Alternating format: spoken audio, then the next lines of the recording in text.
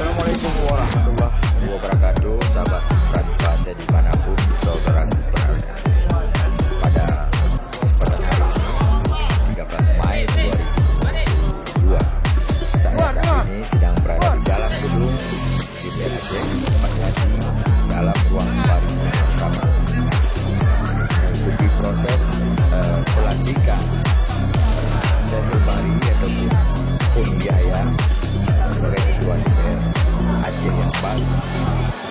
Gantian pada waktu untuk PAU dari Haji Dahlan Jamil periode 2019 sampai 2022. Semoga sukses.